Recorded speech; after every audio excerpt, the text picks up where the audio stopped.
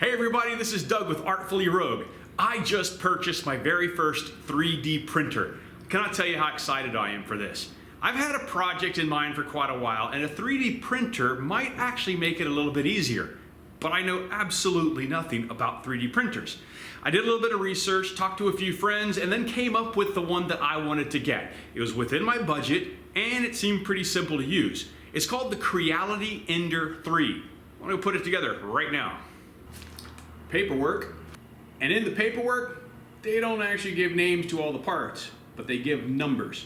So here are the numbers and my guess at what the parts are. Number 1, looks like it's the computer LED screen part. Timeout. Okay, I'm not going to make you sit through the entire thing watching me assemble something. I have no idea what I'm doing. So what I'm going to do is give you a link down in the description and probably something up here to a great video that I found that helped me put mine together and walk me through the process of getting to my first print. It comes from the channel 3D Printing Canada, and the video is called The Ultimate Creality Ender 3 Quick Start Guide.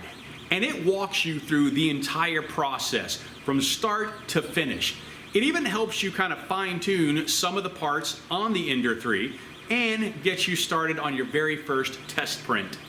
On the little thumb drive that came with the kit has a file that helps you print this little dog. It came out really good, and I was really excited for the first print. However, when I kind of uploaded my own print and tried to start doing some things, I realized that I'm going to have to do some adjusting and some fine tuning.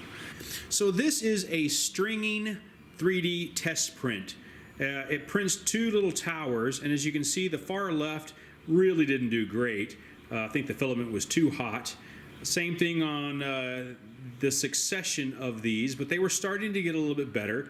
I dropped the temperature, and you can see that the towers were doing better, but I was still getting some stringing. And then I had a big issue with the temperature, and I dropped the filament temperature down to like 185 and made some changes in the extrusion and the flow rate.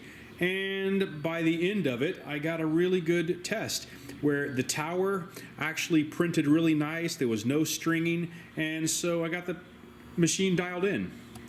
Okay, so here's the process to get yourself to a point where you can actually start printing. You have your printer, but you need a file that is a G-code file. That's done by using a slicer. Now you can pay for a slicer, or you can do like I do and pick up a free one. I'm using Idea Maker. So far it's worked really well for me. But before you can use Idea Maker, you need to have an STL file. STLs are created by other programs, and right now I'm using SketchUp. SketchUp, there is free versions out there that you can use. Once you create your drawing, you export to an STL file. That STL file is then put into the slicer, Idea Maker, and then you transfer that G-code and that file into the little computer there. And as you can see, mine's going to town right now. Now, a lot of print files that you see out there, they're just for fun, or there's some, but I'm actually trying to do something that's going to be a little bit more useful for me. There's this gear that I've used on a kinetic table that I just made, and it only has the ability to go one way. So it's kind of like, you know, forward motion. So I figured I'm gonna try to make one. So I did all the measurements, I got those into SketchUp, and I drew this in SketchUp and then saved this as an STL file and then moved that and created the G-code. And this was my first print of this little bike gear. And it's got some hollowness to it because you can set your infill. This next one that's printing is going to be solid, so it's going to be a little bit tougher. But we're going to put it to the test tomorrow and try it on the kinetic ball table. Some of the other things that I've been able to create, you can kind of see, it's a little wedge, and that is actually going to sit over a piece of angle, so when the ball goes up the track, it's going to help move it off a little bit better. So I'm actually using my 3D printer to help me with the kinetic ball table.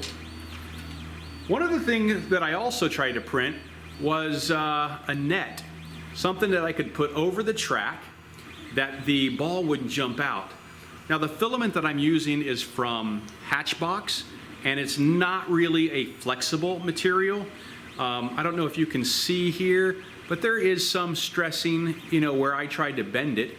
But also, this was the first print and the filament was too hot. The idea, and it's not even a good example here, is I would create little hooks that could clamp onto the 1/8 inch round rod. But it's rigid, and so it'd snap off one side. So I don't know, you can kind of see the top of that one, but it snapped it off. So I'm ordering some flexible filament, and that will allow me for this to bend a little bit better, those to flex a little bit more so I can pop them into place. But that was printed directly onto the print bed.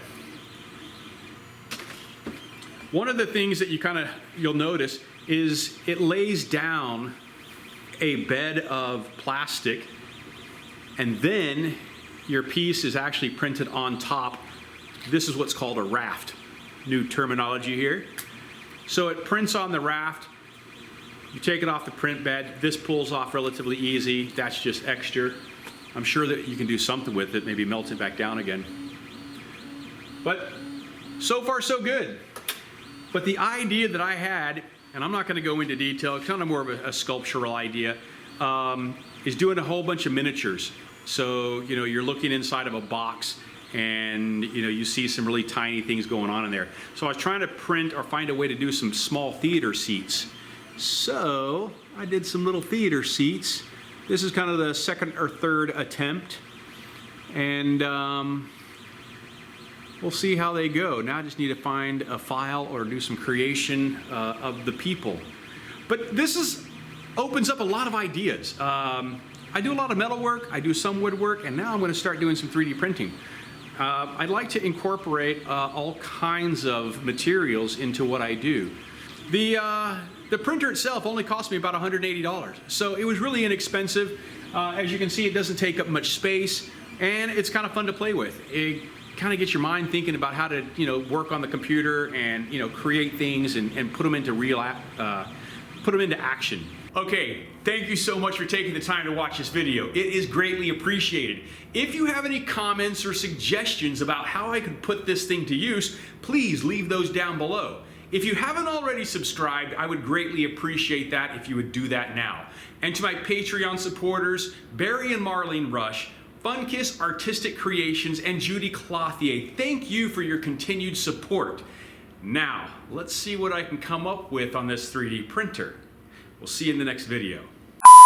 Also, crap, I keep dropping stuff.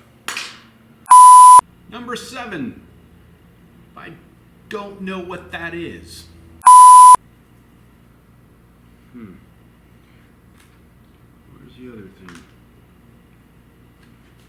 2 pieces. But is it already attached? I don't know.